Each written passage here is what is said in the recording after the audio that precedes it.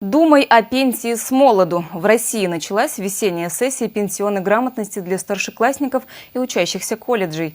На онлайн-урок записались более 250 учебных заведений со всей страны. Наш корреспондент Лидия Галактионова также стала участницей вебинара.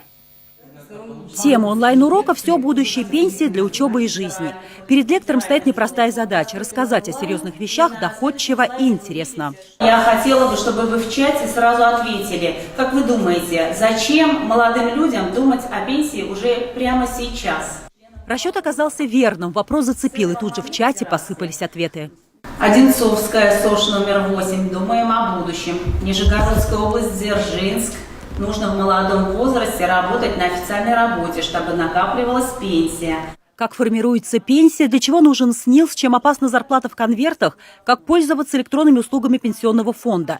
Чебоксарский кооперативный техникум уже не первый раз участвует в вебинарах по повышению пенсионной грамотности.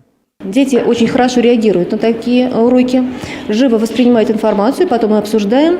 Уроки сопровождаются красочными слайдами и интерактивом. Так ребята смогли рассчитать пенсию по формуле. Мы должны думать о образовании, чтобы достойно получить зарплату, чтобы устроиться на достойную работу и зарабатывать хорошие деньги. Белую зарплату, и благодаря которым будем получать достойную пенсию.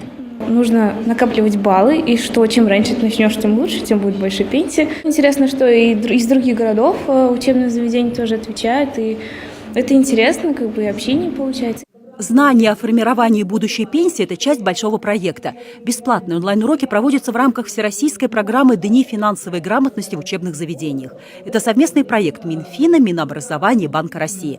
Организаторы стремятся сделать доступными знания как для городских, так и для сельских школьников. Все участники вебинаров получают соответствующие сертификаты. Лидия Галактионова, Виктор Степанов. Вести, Чувашия.